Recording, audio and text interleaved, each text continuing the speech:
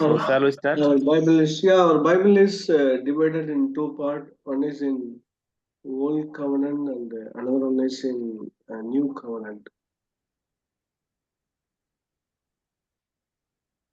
तो आसंतु आज आम आरंभ करवा प्रभुंकर बाक्य निकटक जीवा प्रभुंक दास ब्रदर सुधाकर ने समय ने आ जमती कि आम शुणुचु बाइबल दुई भाग विभक्त कराई गोटे नूतन नियम आउ गोटे पुरातन नियम एवं आउ गोटे नूतन नियम. So we may see that some of the most important verses in the Old Covenant or the Old Testament we never ever see in the New Covenant, New Testament. आम ए जगह देखु पुरातन नियम रे आउ गोटे पुरातन नियम विषय कि किछि आमे देखि पारुनो ठीक से प्रकार नूतन नियम रे आमे नूतन नियम विषय आउ वास्तविक भाव में बुझी पारुनो. Today is the age of a New Testament, New Covenant days, not in the Old Covenant days. Today. आज आमे जो समय रे पहुंचु अछु एहा नूतन नियम रो नूतन नियम विधि रे आमे पहुंचु अछु आमे पुरातन नियम रे पहुंचु नाहु. We are the ministers of the New Covenant, not the Old Covenant. आमे नूतन नियम रो सेवक अटु आमे पुरातन नियम रो सेवक नाहु. See, in the Old Covenant, there was a great man of God and the God's minister, Moses. आमे देखुछु पुरातन नियम रे जने महान सेवक जे कि प्रभुंकर सेवार अधीनस्थ रे थिले ताहांको नाम मोसा. See, the Paul is referring in the 1 Corinthians chapter 3 is explaining about the difference of glory in the new covenant in the old covenant ministry. आ आपण माने देखिबा पाई परिबे पाउल प्रथम कोरिन्थियो 3 अध्याय रे से नूतन नियम रो महानता एवं गौरव विषय को बहुत भलरे से वर्णना करू अछंती जहा कि पुरातन नियम ठार हरि गौरव रे परिपूर्ण. If you are the person really want to be work in the new covenant days, we need to be very clear and understand about the new covenant glorious ministry. जदि आपण एवं मु ए नूतन नियम समय रे जदि प्रभुंकर सेवा करिया पय चाहू अछु तबे हमनको जानिबा को पड़िबो जे नूतन नियम रो गौरव जे केते महान पुरातन नियम ठारो. See, there is a huge difference between in the new covenant and the old covenant. We need to be deeply understand, otherwise we may go astray. तो ए जो पुरातन नियम एवं नूतन नियम मध्य रे बहुत बड़ अंतर अछि तो हमनको भलरे बुझिबा को हेबो गभीर सहित गभीर भाव रे बुझिबा को हेबो अन्यथा आमे पथभ्रष्ट हे जिबा. A person not able to use the smartphone today, he must know only that trunk call booking, how much he is having the trouble in the everyday life to connect the people. The same way we need to be understand the difference between old covenant and the new covenant. तो आजर दिन रे आमे देखुछु smartphone अनेक लोक माने व्यवहार करूछन्ते आ आज जदि मनीष स्मार्टफोन व्यवहार करी जानिबो नाही से जने मतवाल परि हे जीवो से दुनिया रे कोन चालीची से बिल्कुल जानि पारिबो नाही. ठीक से प्रकार भाबरे आमे जदि नूतन नियम रो सेवक हेबा पय चाहू अछु तबे नूतन नियम रो गभीरता विषय को तार गौरवता विषय को जानिबा आवश्यक अछि. See, old covenant days when we start with Abraham and then Moses and then kings and Samuel, kings and then judges and then Levites. See, there is a huge category of the people we may consider in the old covenant days. तो पुरातन नियम ए प्रकार भाग आरंभ होछि Abraham समय ठारू आरंभ होछि मौसा विषय रे आरंभ होछि आ अनेक विचारपति मानक विषय रे कहा जाउछि राजा मानक विषय रे कहा जाउछि ए प्रकार भाववादी मानक विषय रे कहा जाउछि ତ ଏ ପ୍ରକାର ଅନେକ ସମୂହର ଲୋକମାନଙ୍କ ବିଷୟରେ ନେଇକି ବର୍ଣ୍ଣନା କରାଯାଇଛି ପୁରାତନ See, ନିୟମ। in Abraham itself, they have a circumcision. The word called circumcision, it starts with Abraham. Until Jesus was living, even today itself, in the Jewish community, the circumcision is there. ତ ଆମେ ଦେଖୁଅଛୁ ଯୋଉଟା ସୁନତ ବିଧି ଚର୍ମ ଛେଦନ ଅବ୍ରାହ୍ମଙ୍କ ଠାରୁ ଆରମ୍ଭ ହେଲା ଆଉ ଯୀଶୁ ଖ୍ରୀଷ୍ଟଙ୍କ ପର୍ଯ୍ୟନ୍ତ ମଧ୍ୟ ଆମେ ଦେଖିବା ପାଇଁ ପାଉଛୁ। ଏ ପ୍ରକାର ଆଜି ପର୍ଯ୍ୟନ୍ତ ଜିହୁଦୀ ମାନଙ୍କ ମଧ୍ୟରେ ସୁନତ ବିଧି ବା ଚର୍ମ ଛେଦନ ସେମାନେ ପାଳନ କରନ୍ତି। When after Jesus come and died and risen from the dead, we don't see that there is a circumcision was continued. Even the book of Galatians was written, there is no need for circumcision. That is the reason it was written. ତ ପ୍ରଭୁ ଯୀଶୁ ଖ୍ରୀଷ୍ଟ କ୍ରୁଶବିଦ୍ଧ ହେଲେ, ସମାଧିସ୍ଥ ହେଲେ, ପୁନରୁତ୍ଥାନ ହେଲେ, ତାପରେ ଆମେ ଦେଖୁଅଛୁ ଯେ ସେଇ ପ୍ରକାର ସୁନତ ବିଧି ବିଷୟରେ କିଛି ଆଉ ସେ ଆବଶ୍ୟକ ନାହିଁ, ଯାହାକି ଗାଲାତ୍ୟ ପୁସ୍ତକରେ କ୍ଲିୟର ଭାବରେ ଲେଖା ହେଇଛି ଯେ ସୁନତ ବିଧି ଏବେ ଆଉ ଆବଶ୍ୟକ ନାହିଁ। See, even today, any one of the pastor asks the believer to take the circumcision. We laugh, right? We laugh, right? We laugh and we never accept it, right? ତ ଧରିନିଅ ଆଜି କେହି ପାଳକ କହିବ ଆଉ ଆଉ ପିଲାର ବାପା ମାଙ୍କୁ ଯେ ପିଲାକୁ ତମେ ସୁନତ ବିଧି କର, ତେବେ ଆମେ ଏଇ ବିଷୟ ଶୁଣିଲା ମାତ୍ରେ ଆମେ ହସି ପକାଉ ଯେ ଏଇଟା କେମିତି କଥା, ଏଇଟା ଆମେ ସେଇ କଥାକୁ ନେଇକି ହସି ଥାଉ। Even that the kingship of Saul and David and Solomon and so many kings are most important person in the old covenant days. ଆମେ ଦେଖୁଛୁ ପୁରାତନ ନିୟମରେ ସାଉଲ ରାଜାଙ୍କ ବିଷୟରେ, ଦାଉଦ ରାଜାଙ୍କ ବିଷୟରେ, ସଲୋମନ ରାଜାଙ୍କ ବିଷୟରେ, ଏଇ ରାଜା ମାନେ ପୁରାତନ ନିୟମରେ ବହୁତ ବିଶେଷତ୍ୱ ବ୍ୟକ୍ତି ମାନେ ଥିଲେ। Even today, anybody says, I want to become a king. God already gave the anointing. Anybody says, you never accepted, right? ତ ଆଜି ଧରିନିଅ କେହି ଯଦି କହିବ ନାଇଁ ମୁଁ ରାଜା ହେବି, ମତେ ପରମେଶ୍ୱର ଅଭିଷେକ ଦେଇ ଅଛନ୍ତି, ତ ଏଇ କଥା ଶୁଣିଲେ ଆମେ କେବେ ବି ସେଇ କଥାକୁ ସ୍ୱୀକାର କରିନଥାଉ, କରିବା ନାହିଁ। See, now I am going to tell something. I believe you never accepted. ମୁଁ ଏବେ ଆପଣମାନଙ୍କୁ ଗୋଟେ ବିଷୟ କହିବା ପାଇଁ ଯାଉଛି ଯାହାକି ଆପଣ ମୁଁ ବିଶ୍ୱାସ କରେ ଆପଣ କୌଣସି ପ୍ରକାର ତାହା ଗ୍ରହଣ କରିବେ ନାହିଁ। See, the old covenant days, so many prophets were living. Huh? The big prophets and the small prophets, ଆଉ Isaiah, Jeremiah, and up to Malgia, so many prophets were living, right?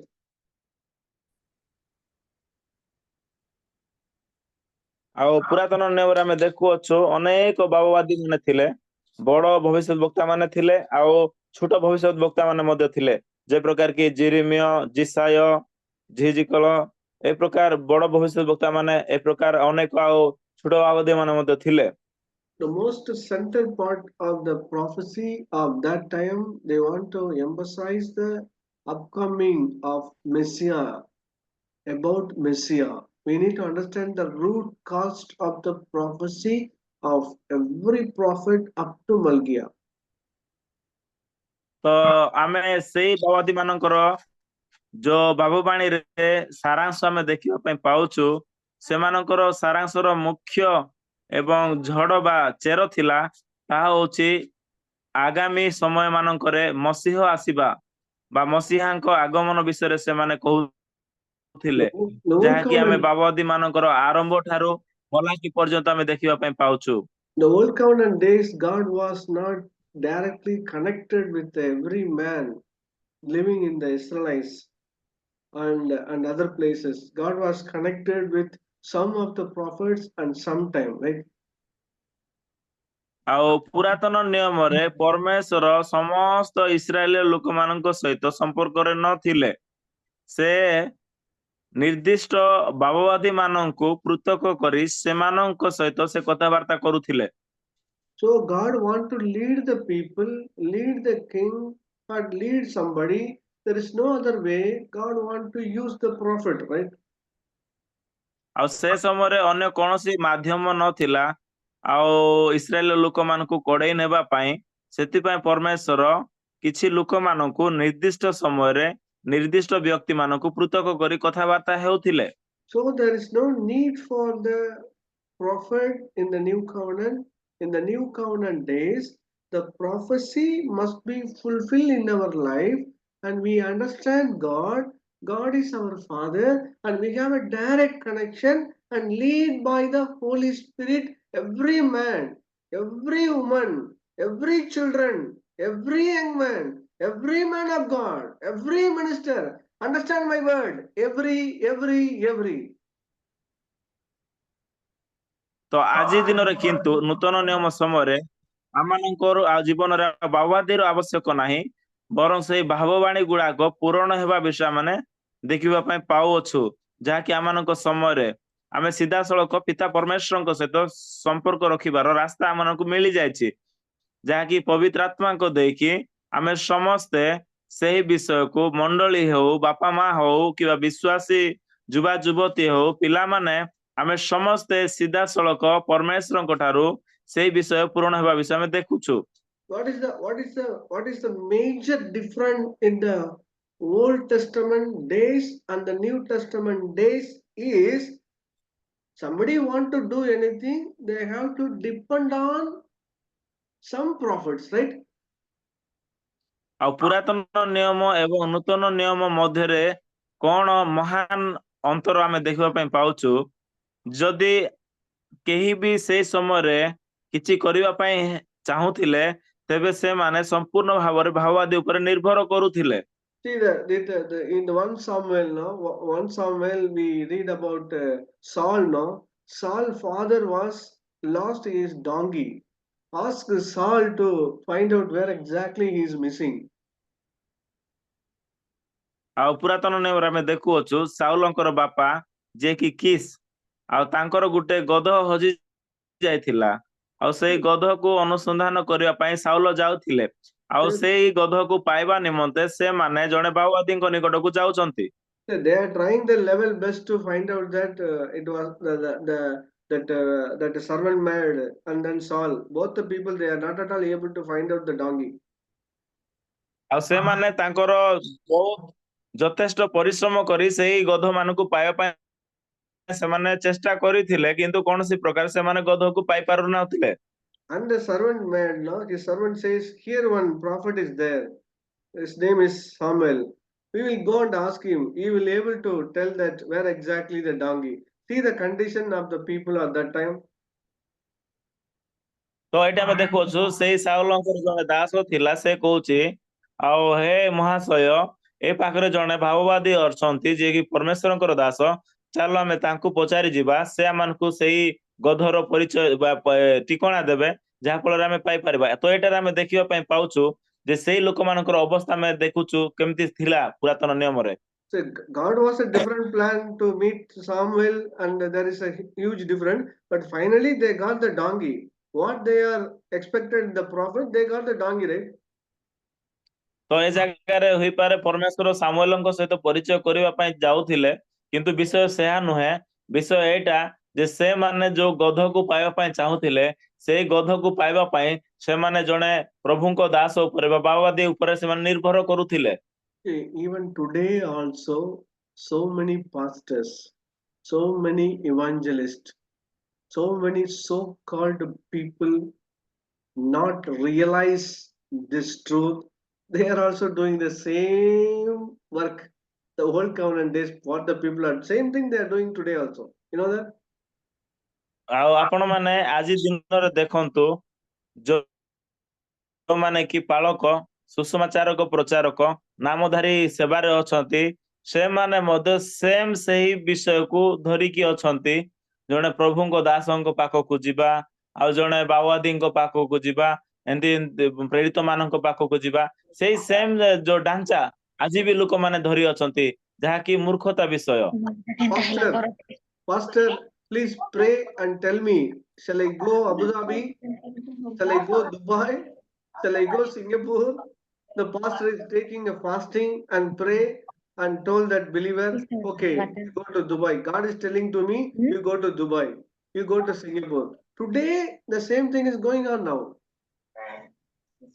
ଆଉ ଆଜି ଦିନରେ ଅନେକ ଲୋକ ମନକୁ ଧରି ନ ଯିବ ବାଳକ ଆଜ୍ଞା ମତେ ଦୁବାଇ ଯିବାର ଅଛି ମତେ ପ୍ରେୟାର କରିଦିଅନ୍ତୁ ମତେ ସିଙ୍ଗାପୁର ଯିବାର ଅଛି ମତେ ପ୍ରାର୍ଥନା କରିଦିଅନ୍ତୁ କଣ ମୁଁ ସେଇଠି ଯିବି କି ଦୁବାଇରେ ଯିବି କି ସିଙ୍ଗାପୁରରେ ଯିବି କି ଏଇ ପ୍ରକାର ସେଇ ଢାଞ୍ଚାକୁ ଆଜି ମଧ୍ୟ ଅନେକ ଲୋକମାନେ ଧରି ଅଛନ୍ତି।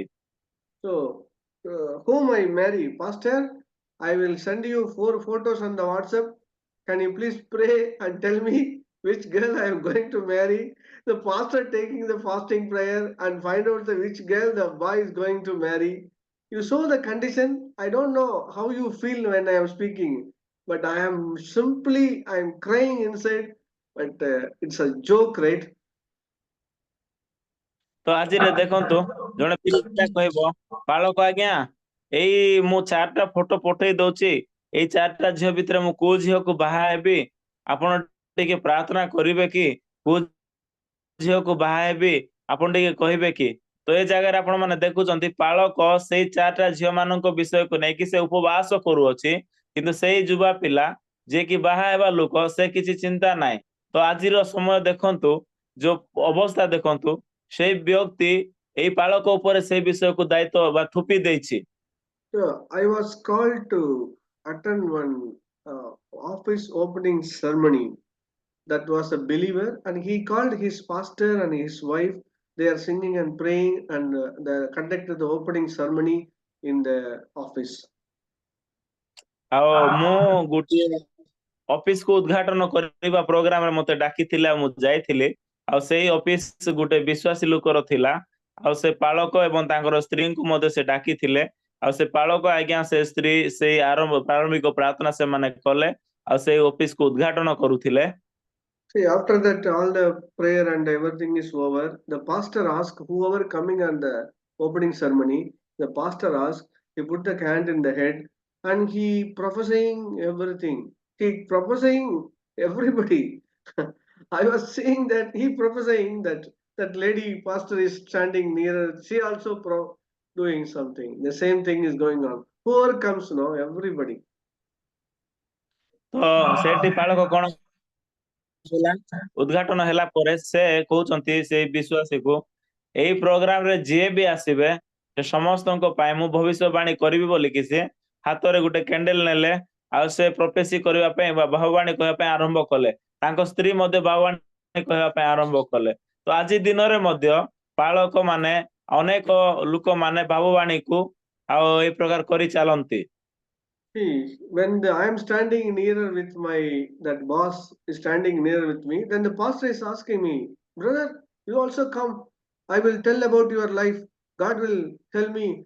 Then I told him, my God told me, don't allow anybody to put the hand on your head.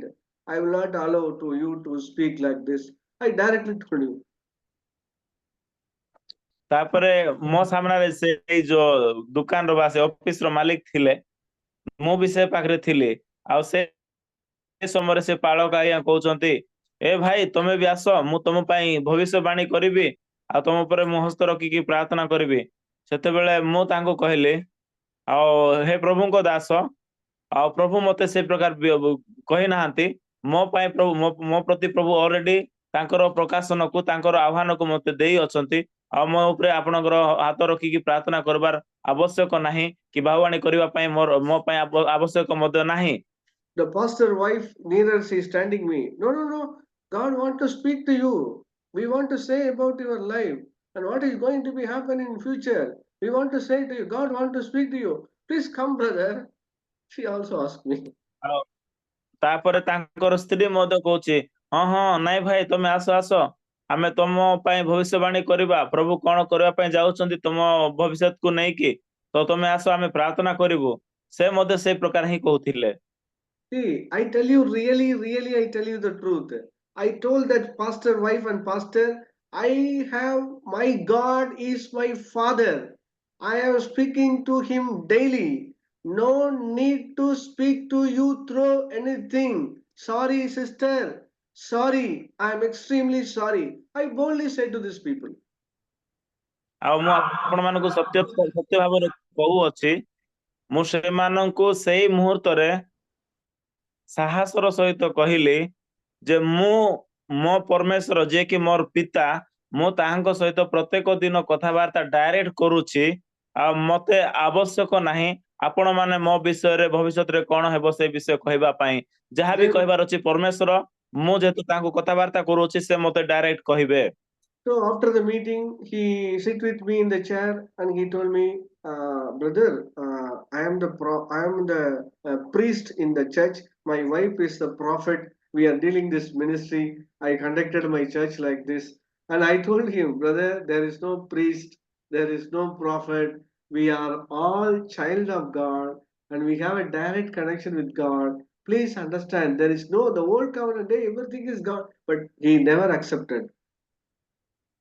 ତାପରେ ଏଇ କଥା ସରିଲା ପରେ ସେ ପାଳକ ଆଜ୍ଞା ଆଉ ତାଙ୍କର ସ୍ତ୍ରୀ ମୁଁ ଯୋଉ ଜାଗାରେ ବସିଲି ସେ ଚେୟାର ପାଖାପାଖି ବସିଲେ ଆଉ ସେ ପାଳକ ଆଜ୍ଞା ମତେ କହିଲେ ଭାଇ ମୁଁ ଜଣେ ଆଉ ଯାଜକ ମୋର ସ୍ତ୍ରୀ ଜଣେ ବାବବାଧିନୀ ଆଉ ଆମେ ଏହି ପ୍ରକାର ଭାବରେ ଆମମାନଙ୍କର ମଣ୍ଡଳୀକୁ ପରିଚାଳନା କରୁ ଆଉ ଏହି ପ୍ରକାର ଭାବରେ ସେବା କାର୍ଯ୍ୟ କରୁ ବୋଲି ସେ କହିଲେ। ସେତେବେଳେ You know, ପ୍ରଭୁଙ୍କ ଦାସ ସେମାନଙ୍କୁ କହିଲେ ହଁ ଆଜ୍ଞା ଏବେ ବର୍ତ୍ତମାନ ଯାଜକ ନାହାନ୍ତି କି ବାବବାଦୀ ନାହାନ୍ତି ଆଉ ଆମେ ସମସ୍ତେ ପ୍ରଭୁଙ୍କର ସନ୍ତାନ ସନ୍ତତି ଅଟୁ ଆଉ ପ୍ରଭୁ ଆଜି କୌଣସି ବାବବାଦୀ ମାନଙ୍କୁ କି ଯାଜକ ମାନଙ୍କୁ ସେ ବ୍ୟବହାର କରୁନାହାନ୍ତି ଆମେ ସମସ୍ତେ ପ୍ରଭୁଙ୍କର ସେବା କରୁଅଛୁ ଆମେ ସମସ୍ତେ ପ୍ରଭୁଙ୍କ ସନ୍ତାନ ବୋଲି ମୁଁ ସେମାନଙ୍କୁ କହିଲି। you know why I'm taking the stand like this? The believer who called me for that opening ceremony, the believer having a wrong connection with some lady, I know very well. But the pastor and pastor wife doesn't know the revelation about the what is wrong inside. What is wrong inside that office manager? Huh? You see that condition? Who is Jesus? Real Jesus. The real Jesus means expose what is going on inside that heart, right? But it is not there. That means it's all fake, right? Fake.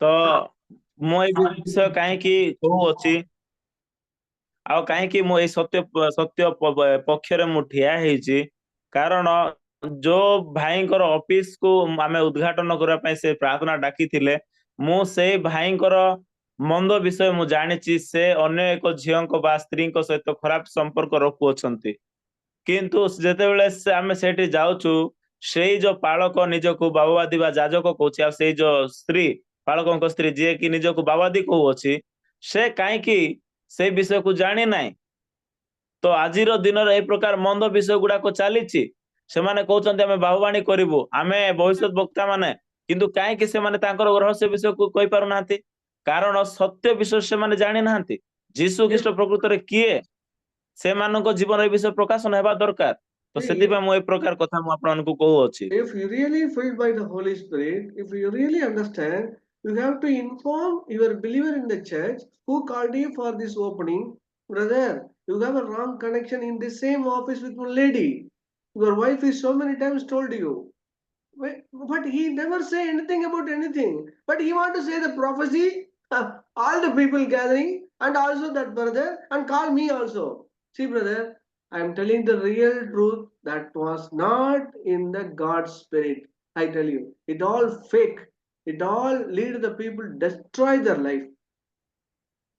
ତ ପ୍ରିୟରେ ଭାଇ ମାନେ ମୁଁ କଣ ପାଇଁ ଏ ବିଷୟ କହୁଅଛି ଯେହେତୁ ସେଇ ଯୋଉ ଅଫିସ ଓପନିଂ କରିବା ଭାଇ ଆଉ ଗୋଟେ ସ୍ତ୍ରୀଙ୍କ ସହିତ ଖରାପ ସମ୍ପର୍କ ରଖିଥିଲେ ଯଦି ସେ ପାଳକ ନିଜକୁ ବାବବାଦୀ କହୁଛି ସେ ସ୍ତ୍ରୀ ନିଜକୁ ବାବବାଦିନୀ କହୁଛି ତେବେ ସେମାନେ ସିଧାସଳଖ ତାହାଙ୍କୁ କହିବା କଥା ଯେ ଭାଇ ତମେ କାହିଁକି ଏ ଅଫିସ ଉଦ୍ଘାଟନ କରିବା ସମୟରେ ଆମେ ଜାଣିଛୁ ଯେ ତମେ ଗୋଟେ ସ୍ତ୍ରୀଙ୍କ ସହିତ ଖରାପ ସମ୍ପର୍କ ରଖୁଅଛ ତାଙ୍କୁ ଖରାପ ବ୍ୟବହାର କରୁଅଛ ତାଙ୍କୁ So, ସେମାନେ ସିଧାସଳଖ ଚେତାବନୀ ଦେବା କଥା କିନ୍ତୁ because ସେମାନେ ଏ ବିଷୟକୁ ଜାଣି ନାହାନ୍ତି କିମ୍ବା ପରମେଶ୍ୱର ସେମାନଙ୍କୁ ପ୍ରକାଶ କରିବା ସେମାନଙ୍କ ନିକଟରେ ତାକୁ ପ୍ରକାଶ କରିନାହାନ୍ତି ତା ପରିବର୍ତ୍ତେ ସେମାନେ କଣ କରୁଛନ୍ତି ନା ମୋ ପାଇଁ ଆଉ ଯେତେ ବି ଆମେ ଏଠି ସେଇ ଅଫିସର ଉଦ୍ଘାଟନରେ ଉପସ୍ଥିତ ଥିଲୁ ସେମାନଙ୍କ ପାଇଁ ସେମାନେ ଭବିଷ୍ୟବାଣୀ କହିବା ପାଇଁ ଆରମ୍ଭ କରିଛନ୍ତି ତ ମୁଁ କହିବା see, ପାଇଁ ଚାହେଁ ସେଇମାନଙ୍କ ଜୀବନରେ ପରମେଶ୍ୱରଙ୍କର ଆତ୍ମା ନଥିଲା ବରଂ ସେମାନଙ୍କ ଜୀବନରେ ଭ୍ରାନ୍ତତାର ବିଷୟ ଥିଲା।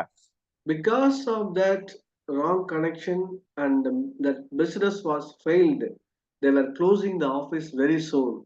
I heard about he destroy everything there. what is the man of God blessing?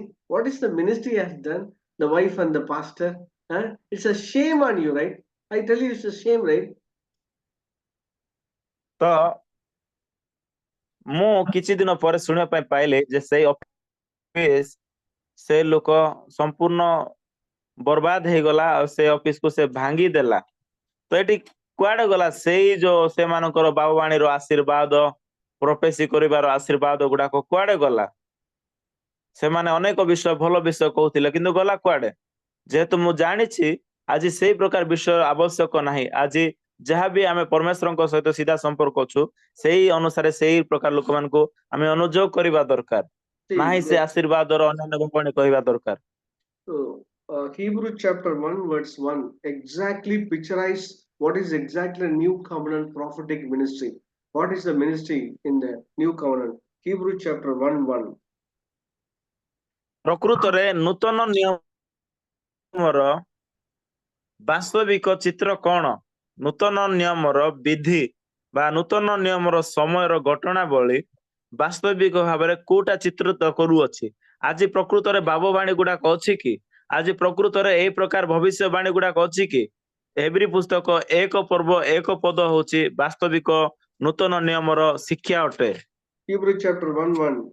Long ago, God spoke in many different ways to our fathers through the prophets, in the visions, dreams, even face to face, telling them little by little about his plan. Verse 1. Hebrew chapter ଏଠି 1. ଆପଣ ମାନେ ଦେଖନ୍ତୁ every ପୁସ୍ତକ 1 ପଦରେ ଲେଖା ହେଇଛି ଈଶ୍ୱର ପୁରା କାଳରେ ଅର୍ଥାତ୍ ଈଶ୍ୱର ପୁରାତନ ନିୟମରେ ବିଭିନ୍ନ ଭାଗରେ ଓ ବିଭିନ୍ନ ପ୍ରକାରେ ଭାବବାଦୀ ମାନଙ୍କ ଦ୍ୱାରା ହୋଇପାରେ, ଦର୍ଶନ ଦ୍ୱାରା ହୋଇପାରେ, ଭାବବାଣୀ ଦ୍ୱାରା ହୋଇପାରେ, ସ୍ୱପ୍ନ ଦ୍ୱାରା ହୋଇପାରେ, ସାମ୍ନା ସାମ୍ନି ଭାବରେ ସେ ପୁରାତନ ନିୟମରେ ବାବଦୀ ମାନଙ୍କ ଦ୍ୱାରା ସେଇ ଆମମାନଙ୍କର ପିତୃପୁରୁଷ ମାନଙ୍କ ସହିତ ପରମେଶ୍ୱର କଥାବାର୍ତ୍ତା କଲେ। See, please understand, long ago. It is not today. It's a long ago. ଏଠି ଲେଖା ହେଇଛି ପୁରା କାଳରେ, God ଅର୍ଥାତ୍ spoke. ଏଟା ଆଜି ନାହିଁ, ଏଟା God, ପୁରାତନ ନିୟମରେ God spoke many different ପରମେଶ୍ୱର ways. କଥା ହେଲେ। Many different ways. ଏଠି ଲେଖା ହେଇଛି ବିଭିନ୍ନ ଭାଗରେ, What are the many ways? ବିଭିନ୍ନ ପ୍ରକାରେ। The prophets have the vision. ଆଉ The ସେଇ ବିଭିନ୍ନ prophets have ପ୍ରକାରର a dream. The prophets have a vision. The prophet have a dream. The prophet have even sometime face to face, like a different ways. God's explained his plan. ଏଠି ବିଭିନ୍ନ ଭାଗରେ କହିବାକୁ ଗଲେ କଣ ବୁଝାଏ ବା ବିଭିନ୍ନ ପ୍ରକାରେ କହିବାକୁ ଗଲେ କଣ ବୁଝାଏ ନା ବାବବାଦୀ ମାନଙ୍କୁ ପରମେଶ୍ୱର ଦର୍ଶନ ମାଧ୍ୟମରେ, ବାବବାଦୀ ମାନଙ୍କୁ ପରମେଶ୍ୱର ସ୍ୱପ୍ନ ମାଧ୍ୟମରେ ବା ବେଳେ ବେଳେ ପରମେଶ୍ୱର ବାବବାଦୀ ମାନଙ୍କୁ Not ଆଉ telling, ସାମ୍ନାସାମ୍ନି ହେଇକି କଥାବାର୍ତ୍ତା କରୁଥିଲେ।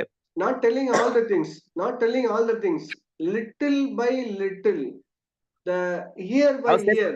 It's not continuously. Little by little, and there is a gap between the one prophet to other prophet. Next message, right? ଆଉ ସେ ସମ୍ପୂର୍ଣ୍ଣ ଭାବରେ ସେମାନଙ୍କୁ କହୁନଥିଲେ ଅଳ୍ପ ଏଠି ଅଳ୍ପ ସେଠି, ଅଳ୍ପ ଏଠି ଅଳ୍ପ ସେଠି, ଅଳ୍ପ ଅଳ୍ପ ସେମାନଙ୍କୁ କହୁଥିଲେ। ଏଇ ବାବବାଦୀଙ୍କୁ କିଛି କଥା କହିଲେ, ଆଉ ଅନ୍ୟ ବାବବାଦୀଙ୍କୁ ଆଉ ସମୟରେ କିଛି କଥା କହିଲେ।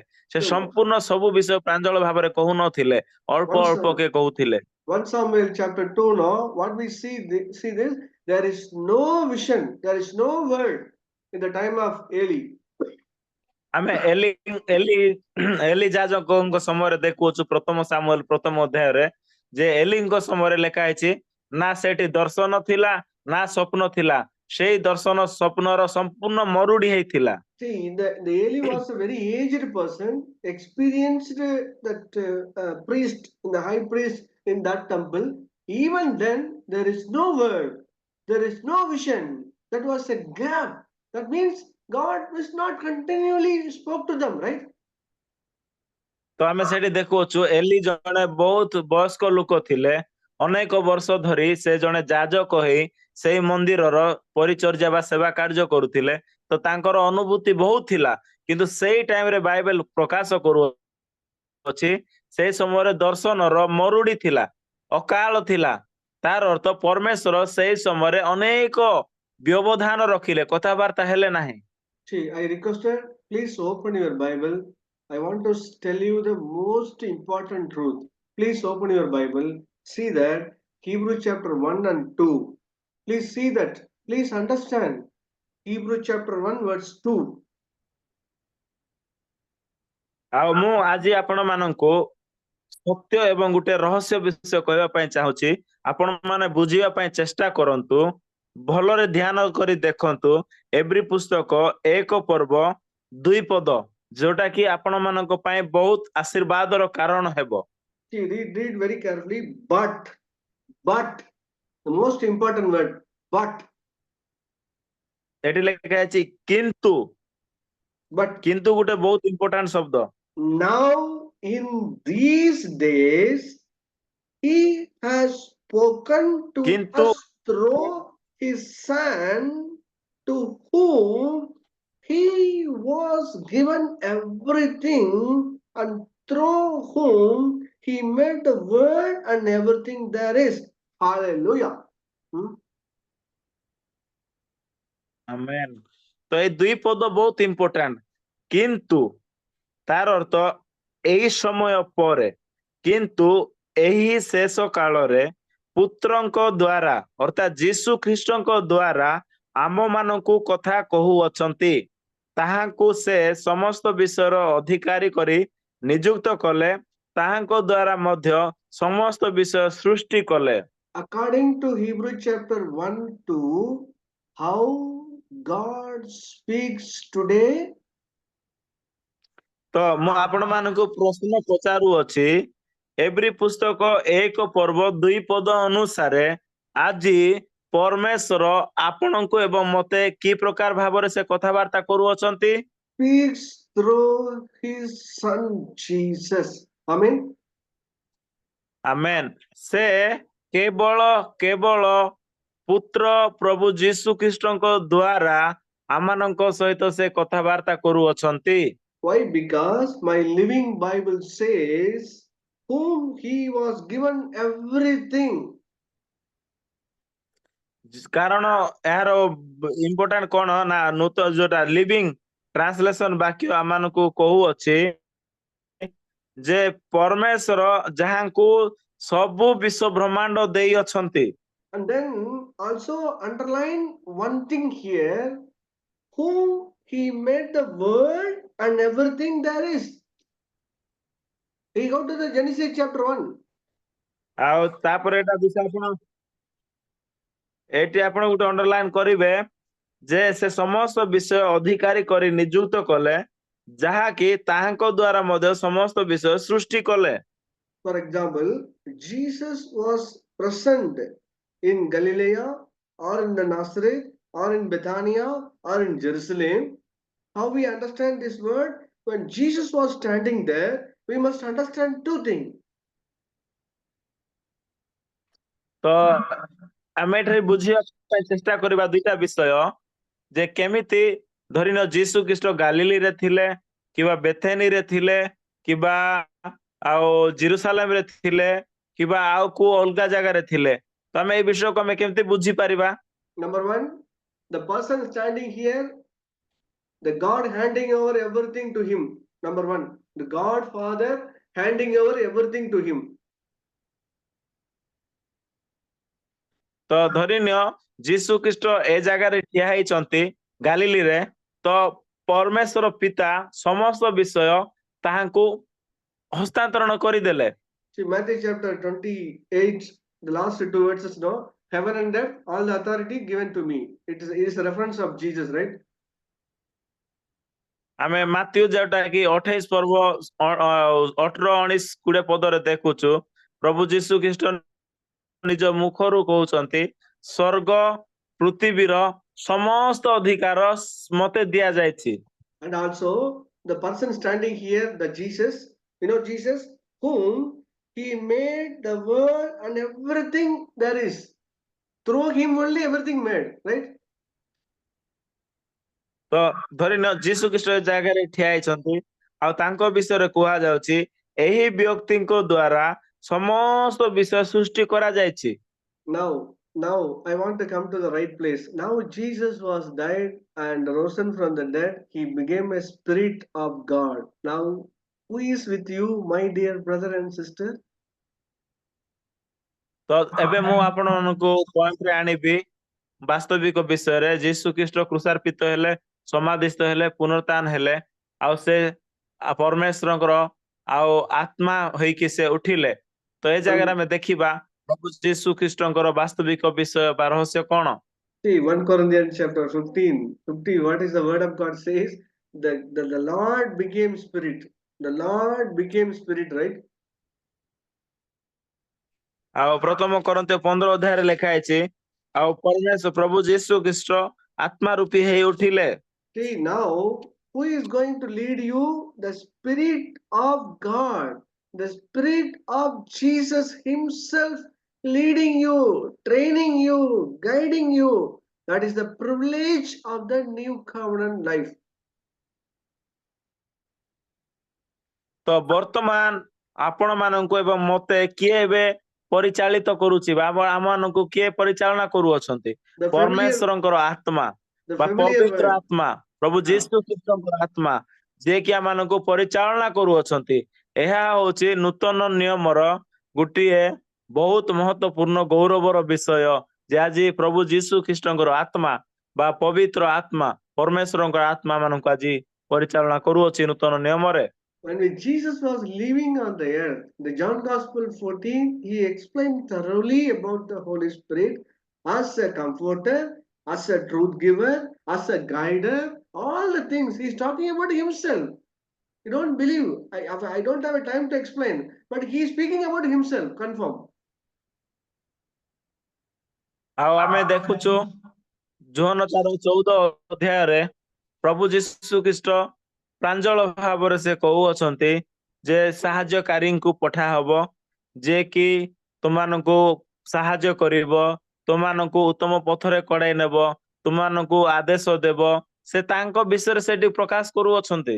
Yeah, we have a direct connection with the Spirit of God in our spirit and leading, guiding, encouraging, comforting.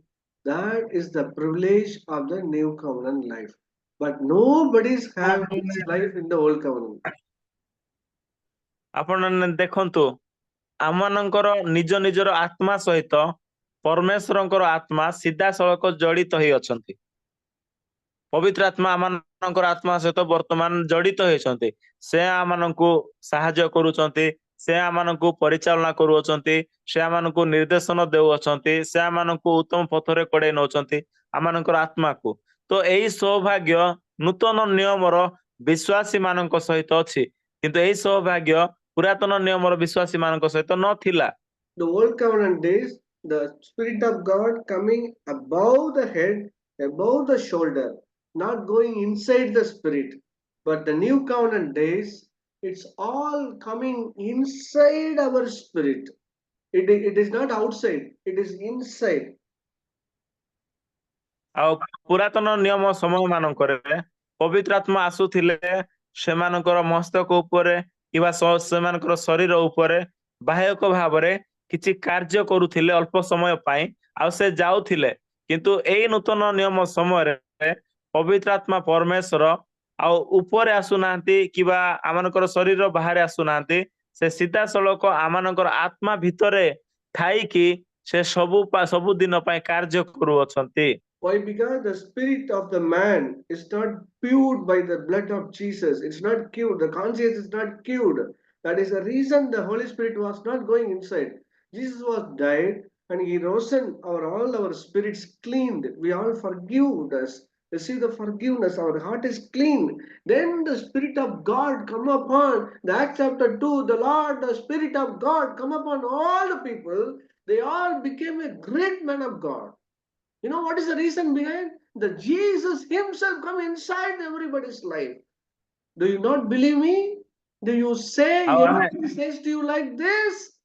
Anybody says to you like this? Your life is totally changed. Really, man.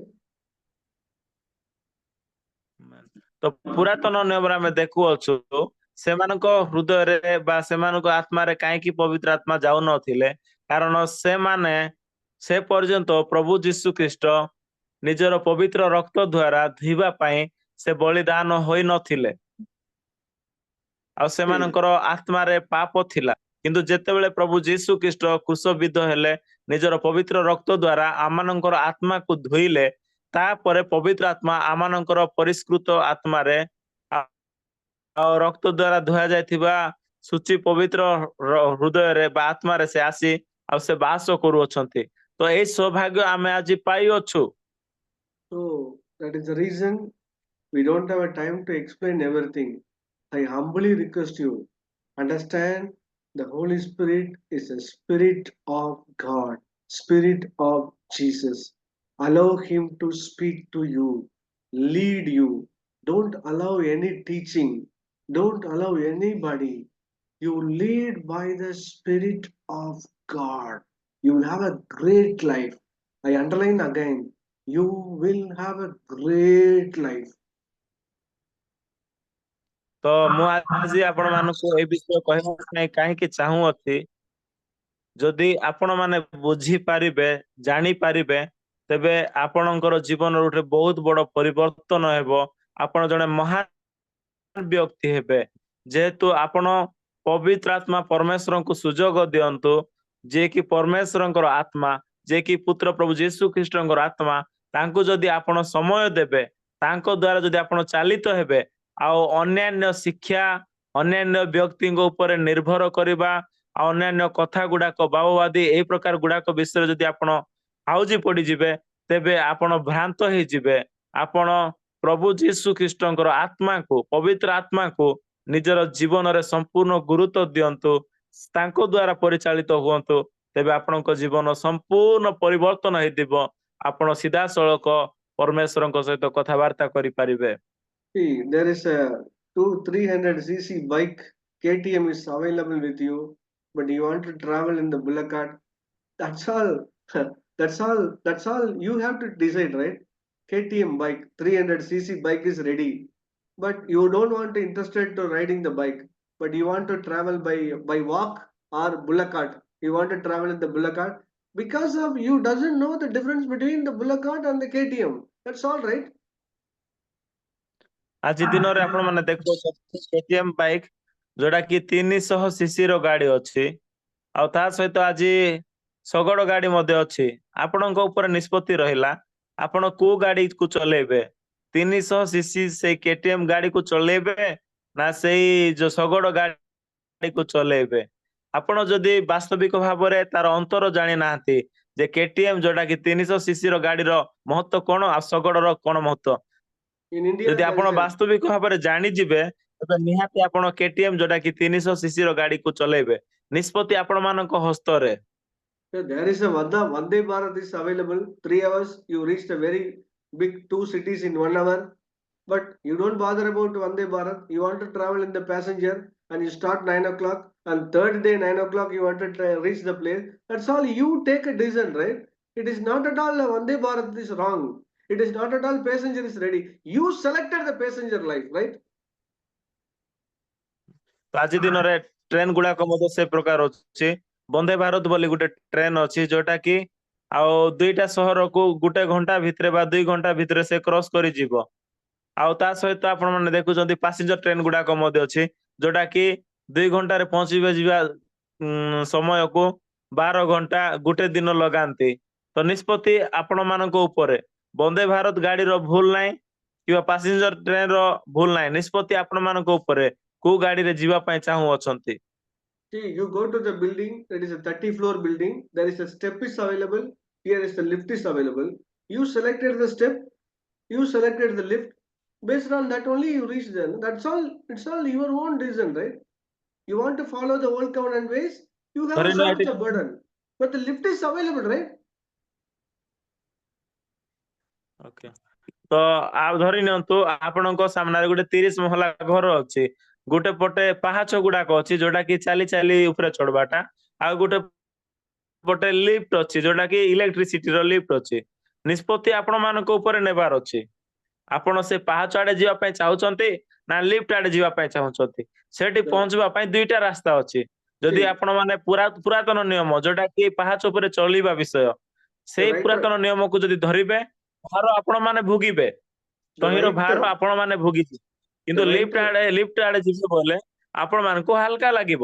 ନିଷ୍ପତ୍ତି ଆପଣ ମାନଙ୍କ ଉପରେ ଅଛି। the ନୂତନ ନିୟମ writer, ବିଷୟ ଆଡକୁ ଯିବା ପାଇଁ ଚାହୁଁଛନ୍ତି ନା ପୁରାତନ ନିୟମ ବିଷୟ ଆଡକୁ ଯିବା ପାଇଁ ଚାହୁଁଛନ୍ତି? the writer of the book, Spirit of God is with you, but you are seeking the one promise in this world.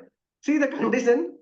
See the condition. You want to read it and find out one promise, or the spirit of the book is inside. Which is most important thing in your life? Tell me, brother. What do you want to use in ଆଉ your life? The writer of the book, spirit is inside you. You don't bother about to hear his voice, but you are searching something and very favorable in your mind. You take it and walk it. No, brother. That's all you decided. You are not at all understand the difference between the spirit of God and the written word. That's all. ଆଉ ଆପଣ ଯୋଉ Bible ପାଇଛନ୍ତି, ତାହା ଈଶ୍ୱରଙ୍କର ଆତ୍ମାଙ୍କ ଦ୍ଵାରା ପ୍ରେରଣ ହେଇଥିବା ଗୋଟେ ବାକ୍ୟ ବାଇବେଲ।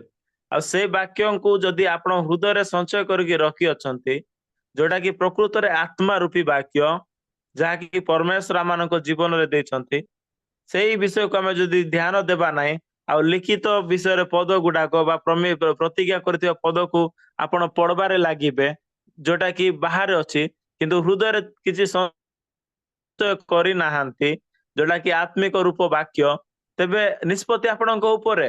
ଆପଣ ଆତ୍ମାରେ ଚାଲିବା ପାଇଁ ଚାହୁଁଛନ୍ତି ନା ଏପଟ ସେପଟ ଗୋଟେ ପଦ ବାକ୍ୟକୁ ନେଇକି ପ୍ରତିଜ୍ଞା ବାକ୍ୟ ପାଇଲି ବୋଲିକି ଚାଲିବା ପାଇଁ ଚାହୁଁଅଛନ୍ତି? ନିଷ୍ପତ୍ତି So, ଆପଣଙ୍କ ଉପରେ। so I respect this book. Through this book only I understand this all the truth. I respect this book, but I want to lead by the Holy Spirit, the Spirit of Jesus, the Spirit of God. Please understand the new covenant way of life. Amen. ତ ଏଇ ଯୋଉ ପବିତ୍ର ବାକ୍ୟକୁ ମୁଁ ବହୁତ ସମ୍ମାନ ଦିଏ, ଆଉ ଏଇ ପବିତ୍ର ବାକ୍ୟ ଦ୍ଵାରା ମୁଁ ବାସ୍ତବିକ ବିଷୟକୁ ବୁଝି ପାରିଅଛି ଆଉ ଜାଣି ପାରିଅଛି। କିନ୍ତୁ ମୁଁ ଯୋଉ ବାକ୍ୟକୁ ମୋ ହୃଦୟରେ ସଞ୍ଚୟ କରିକି ରଖିଅଛି, ସେଇ ବାକ୍ୟ ହିସାବରେ ମୁଁ ଚାଲିବା ପାଇଁ ପବିତ୍ର ଆତ୍ମାଙ୍କର ସାହାଯ୍ୟକୁ ଲୋଡେ, ଆଉ ସେଇ ପ୍ରକାର ଜୀବନ ଯାପନ କାଟେ। ତ ଆମେ ଏଇ ବାକ୍ୟକୁ ସମ୍ମାନ ଦେବାର ଅଛି, କିନ୍ତୁ ଏଇ ବାକ୍ୟରେ ଲେଖା ହେଇଥିବା ବିଷୟ ଗୁଡାକ ଆମ ହୃଦୟରେ ବା ଆମ ଆତ୍ମାରେ ରଖିବାର ଅଛି। ତେବେ ହିଁ ଆମେ ପବିତ୍ର ଆତ୍ମାଙ୍କର ସିଧାସଳଖ ମାର୍ଗଦର୍ଶନରେ ବା ପରମେଶ୍ୱରଙ୍କର ମାର୍ଗଦର୍ଶନରେ ଚାଲିପାରିବା। ଅନ୍ୟଥା ଆମେ ଅନ୍ୟ ଲୋକମାନଙ୍କ ଅନ୍ୟ ଲୋକମାନଙ୍କର କଥାରେ, ସେମାନଙ୍କର କଥାରେ ଆମେ ଆଉଜି ପଡିକି ଆମେ ପଥଭ୍ରଷ୍ଟ ହେଇଯିବା। Whoever hearing today, you are not at all anointed by the Holy Spirit. I requested you, please pray every day morning, anointed by the Holy Spirit. Whoever receiving the Holy Spirit, you are not having the experience of leading by the Holy Spirit, please allow the Spirit of Jesus, the Spirit of God lead you, guide you, encourage you, teach you. I requested humbly, whoever hearing today, Amen.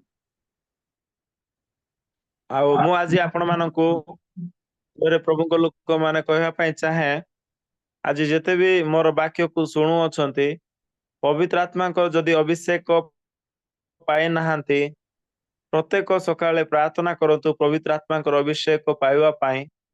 ଆଉ ପବିତ୍ର ଆତ୍ମାଙ୍କର ଅଭିଷେକ ଯଦି ପାଇ ଅଛନ୍ତି, ଆଉ ପବିତ୍ର ଆତ୍ମାଙ୍କର ପରିଚାଳନାରେ ଚାଲିତ ହେଇ ପାରୁନାହାନ୍ତି, ତେବେ ଚେଷ୍ଟା କରନ୍ତୁ ପବିତ୍ର ଆତ୍ମା ଆପଣ ମାନଙ୍କୁ ପରିଚାଳନା କରିବେ, ଯେ ପ୍ରକାର କି ସେ ଆପଣ ମାନଙ୍କୁ ଉତ୍ତମ ପଥରେ ଉତ୍ସାହିତ କରିବେ, ସାହାଯ୍ୟ କରିବେ, ପରିଚାଳନା କରିବେ। ଏହି ପ୍ରକାର ପବିତ୍ର ଆତ୍ମାଙ୍କ ଠାରେ ପରିପୂର୍ଣ୍ଣ ହେବା ପାଇଁ, ତାଙ୍କର ନିର୍ଦ୍ଦେଶନା ପାଇବା ପାଇଁ ଆପଣ ମାନେ ଚେଷ୍ଟା କରନ୍ତୁ। ନିହାତି ଆପଣଙ୍କ ଜୀବନ ଏକ ଆଲୋକମୟ ହେଇଯିବ, ଗୌରବମୟ ହେଇଯିବ, ଆପଣ ଗୋଟେ ମହାନ ବ୍ୟକ୍ତି ହେବେ। Brothers will continue, and anybody want to speak based on this, please speak and close the meeting. Okay, ତ ପ୍ରଭୁଙ୍କ ଦାସଙ୍କୁ ଆମେ ବିଶେଷ ଧନ୍ୟବାଦ ଦଉଛୁ। ବହୁତ ସୁନ୍ଦର ବାକ୍ୟ ସେ ଆମମାନଙ୍କ ସମ୍ମୁଖରେ ରଖି ଅଛନ୍ତି। ଆଉ ଦୁଇଟା ବିଷୟ ମୁଁ କହିବା ପାଇଁ ଚାହେଁ। ଆଉ ବାଇବେଲରେ ଲେଖା ହେଇଛି ଏଫିସି ପୁସ୍ତକରେ,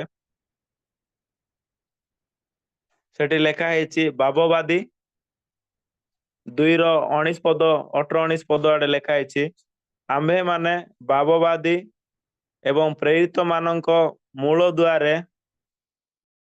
ମୂଳଦୁଆ ଉପରେ ନିର୍ମିତ ହେଉଅଛୁ। ଆଉ ସେଇ ମୂଳଦୁଆର କୋଣର ପ୍ରସ୍ତର ହଉଛନ୍ତି ଖ୍ରୀଷ୍ଟ। ତ ଏଠି ଆପଣ ମାନେ ମନେ ରଖନ୍ତୁ, ଯୀଶୁ ଖ୍ରୀଷ୍ଟ ହଉଛନ୍ତି ମୂଳଦୁଆର ପଥର, ଆଉ ମୂଳଦୁଆ ବା ପୁନାଦି ସେଇଟା ହଉଛନ୍ତି ଭାବବାଦୀ ଏବଂ ପ୍ରେରିତ ମାନେ। ତାପରେ ଆମେ ନିର୍ମିତ ହେଉଅଛୁ। ତ ଆଜି ମୁଁ କହିବା ପାଇଁ ଚାହେଁ, ପ୍ରଭୁଙ୍କ ଦାସ କହୁଥିଲେ ପୁରାତନ ନିୟମ ଏବଂ ନୂତନ ନିୟମ ଏଇ ମଧ୍ୟରେ ଅନ୍ତର କଣ? ଏବ୍ରୀ ପୁସ୍ତକ 1 ର 1 ପଦ ଏବଂ ଏବ୍ରୀ ପୁସ୍ତକ 1 ର 2 ପଦ ସେ ଭଲରେ କହିଛନ୍ତି। ପୁରାତନ ନିୟମ ଯୋଉଟା କି 1 ପଦରେ ଲେଖା ହେଇଛି, ପୁରା କାଳରେ ପରମେଶ୍ୱର ଭାବବାଦୀ ମାନଙ୍କ ଦ୍ଵାରା ବିଭିନ୍ନ ଭାଗରେ ଏବଂ ବିଭିନ୍ନ ପ୍ରକାରେ କଥାବାର୍ତ୍ତା ହେଉଥିଲେ। କିନ୍ତୁ 2 ପଦରେ ଲେଖା ହେଇଛି, ନୂତନ ନିୟମରେ ସେ ସିଧାସଳଖ ପୁତ୍ର ପ୍ରଭୁ ଯୀଶୁ ଖ୍ରୀଷ୍ଟଙ୍କ ଦେଇକି, ଅର୍ଥାତ୍ ମାତ୍ୟୁ ଠାରୁ ପ୍ରକାଶିତ ବାକ୍ୟ ଯେ ଆମେ ଯଦି ଦେଖିବା, ଏଇ ଜାଗାରେ କେବଳ ପବିତ୍ର ଆତ୍ମାଙ୍କ ବିଷୟ, କେବଳ ପ୍ରଭୁ ଯୀଶୁ ଖ୍ରୀଷ୍ଟଙ୍କ ବିଷୟ, ଏଇ ବିଷୟରେ ଆମେ ପ୍ରକାଶନ ପାଉଛୁ। ମାତ୍ୟୁ, ମାର୍କ, ଲୁକ, ଜୋହନ ସେମାନେ ପ୍ରଭୁ ଯୀଶୁ ଖ୍ରୀଷ୍ଟଙ୍କ ବିଷୟରେ ଲେଖୁଛନ୍ତି। ଆଉ ପ୍ରେରିତ ଠାରୁ ପ୍ରକାଶିତ ବାକ୍ୟ ଯାଏ ଯଦି ଆମେ ଦେଖିବା, ଏଇ ଜାଗାରେ ପବିତ୍ର ଆତ୍ମାଙ୍କର ବିଷୟ କଥାବାର୍ତ୍ତା ବେଶୀ ହଉଛି। ତ ଆଜି ପିତା ପରମେଶ୍ୱର ପ୍ରଭୁ ଯୀଶୁ ଖ୍ରୀଷ୍ଟଙ୍କ ଦେଇ, ପବିତ୍ର ଆତ୍ମାଙ୍କ ଦେଇ କଥାବାର୍ତ୍ତା ସେ କରନ୍ତି। ତ ମୁଁ ଲମ୍ବା କରିବା ପାଇଁ ଚାହୁଁନାହିଁ। ଆଜି ଆମେ ଅନେକ, କିଏ ଜଣେ ବାବୁବାଣୀ କହୁଛି ତା ଉପରେ ଆମେ ଆଉଜି ପଡି ଯାଉଛୁ, କିଏ ଜଣେ ପ୍ରେରିତ ମୁଁ ହେଇଛି ତା ପଛରେ ଆମେ ଯାଉଛୁ। এই ପ୍ରକାର ଅନେକ ଆମେ ଭ୍ରାନ୍ତ ହେଇଯାଇଛୁ। ହଁ, ସେମାନଙ୍କୁ ଆମେ କହିପାରିବା ପ୍ରେୟାର ଟିକେ କରିଦିଅନ୍ତୁ, ଏମିତି ଏମିତି ପରିସ୍ଥିତି ଅଛି ବୋଲି, କିନ୍ତୁ ସେମାନଙ୍କ କଥାରେ ଆମେ ଚାଲିବା ଠିକ ନାହିଁ। ଆମେ ବାକ୍ୟକୁ ତର୍ଜମା କରିବା, ବାକ୍ୟକୁ ଆମେ ସମୀକ୍ଷା କରିବା, ବା କଣ କହିବେ, ବାକ୍ୟକୁ ଆମେ ନିରୀକ୍ଷଣ କରିବା ଯେ ବାକ୍ୟ କଣ କହୁଛି। ଲାଷ୍ଟ କଥା ମୁଁ କହିବା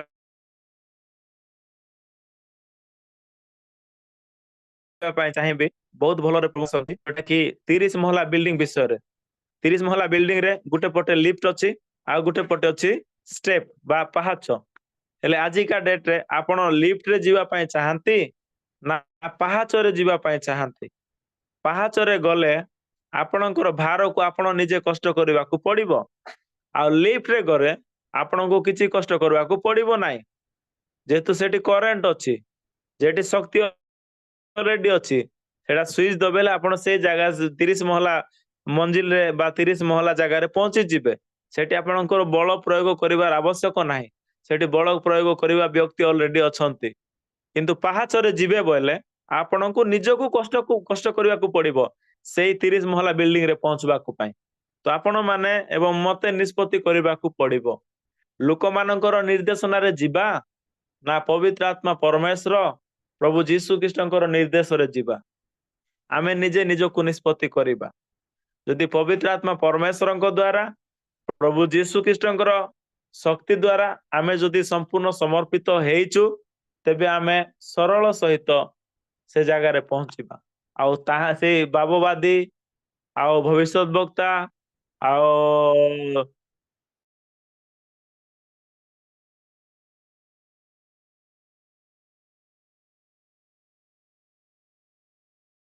ପଛାଡି ଯିବା, ଆମମାନଙ୍କୁ ବହୁତ କଷ୍ଟ ଦେଇକି ଆମକୁ ଯିବାକୁ ପଡିବ। ତ ମୁଁ ଅଧିକ ଲମ୍ବା କରୁନାହିଁ, ପ୍ରିୟ ପ୍ରଭୁଙ୍କ ଲୋକମାନେ, ବହୁତ ସୁନ୍ଦର ବାକ୍ୟ ପ୍ରଭୁଙ୍କ ଦାସ କହିଅଛନ୍ତି। ନୂତନ ନିୟମର ବାସ୍ତବିକ ଗୌରବ କଣ ଆମେ ବୁଝି ପାରିଥିବା, ଆଉ ପୁରାତନ ନିୟମର କଣ ଥିଲା ସେ ବିଷୟ ମଧ୍ୟରେ ଅନ୍ତର ଆମେ ବହୁତ ଭଲରେ ଜାଣିଥିବା। ମୁଁ ସେଥିପାଇଁ ପ୍ରଭୁଙ୍କ ଦାସଙ୍କୁ ଆପଣ ମାନଙ୍କ ତରଫରୁ, ମୋ ତରଫରୁ ବିଶେଷ ବିଶେଷ ଧନ୍ୟବାଦ।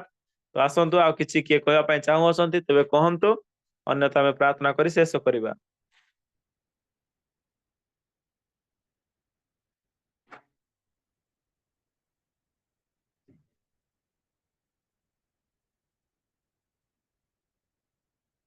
వెలిగిన దేవా, మీకు స్తోత్రం చెల్లిస్తున్నాం. ఆశ్చర్యకరుడా, మీరెంతైనా నమ్మదగిన దేవుడు ప్రభా. ఈ సాయంత్రం మమ్మల్ని ప్రేమించి విరిచిన శ్రేష్టమైన వాక్కును బట్టి మీకు స్తోత్రం చెల్లిస్తూ ఉన్నాం. క్రొత్త నిబంధన సత్యాలు నా తండ్రి పాత నిబంధనతో పోలుస్తూ మీరు శ్రేష్టమైన నీ వాక్కులు మాకు వినిపిస్తున్నందుకు ప్రభువా మీకు వందనాలు చెల్లిస్తూ ఉన్నాం. విత్తబడిన ఈ వాక్కు ప్రభువా మా జీవితాలు వ్యర్థం కాకుండా అనుదినము పరిశుద్ధాత్మ స్వరాన్ని వింటూ మా వ్యక్తిగత పయనంలో ముందుకు సాగినట్లు సహాయం చేయండి. శ్రేష్టమైన మీ కృపతో నింపండి. నిజంగా నా తండ్రి ఏది విలువైందో, ఏది ఖ్యాతి కలిగిందో, ఏది సత్యమైందో, ఏది ఆ తండ్రి నీతి కలిగిందో, ఏది పరలోకం వరకు నిలబడేదో మీరు మాతో మాట్లాడిన ప్రతి మాటను బట్టి మీకు స్తోత్రం చెల్లిస్తూ ఉన్నాం. నిజంగా అంతకంతకు మహిమలోనికి వెళ్ళటానికి, అంతకంతకు ప్రేమలో వృద్ధి చెందటానికి, అంతకంతకు సత్యంలో కొనసాగించబడటానికి కృప చూపండి. బ్రదర్ మీరు అభిషేకించి ప్రభువా మీరు వాడుకున్నందుకు మీకు స్తోత్రం చెల్లిస్తూ ఉన్నాం. ఈ నా తండ్రి ప్రయత్నం అర్థం కాకుండా అమోఘమైన మీ కార్యం చేయండి. అనంతమైన మీ శక్తితో నింపండి. అద్భుతమైన మీ కృపతో బలపరచండి. దేవా మీరు జీవాన్ని మనం వేడుకుంటున్నాం, సహాయం చేయండి. ఇదను మీరు ఇచ్చిన వాక్కును బట్టి మీకు స్తోత్రం. మరలా మేము నెవరు వేసుకుని మీ కొరకు బ్రతికే భాగ్యాన్ని ప్రసాదించండి. మీ కనికరంలో మీరు నడిపించుకోండి. ఈ ప్రేయర్ లో పార్టిసిపేట్ చేసిన వారందరినీ మీరు ఆశీర్వదించి ఆరోగ్యంతో నింపి, ప్రాముఖ్యంగా బ్రదర్ని మీరు అభిషేకించి మీ ఆత్మతో నింపి నీ కృపలో బలపరిచి మేము నీ చిత్తం చేసే వారంగా, నీ కొరకు జయించే వారంగా ఉండటానికి ప్రభా కృత నిబంధన సత్యాలు నెరవేర్చే వారంగా ఉండటానికి మీరు మాకు శక్తిని, పరిశుద్ధాత్మ బలాన్ని అనుగ్రహించి మా నుంచి కేవలం మీరే మహిమ ఘనత ప్రభావం పొందుకోనమని నజరేయుడైన యేసు నామములో ప్రార్థించి అడుగుతున్నాము తండ్రి. ఆమేన్.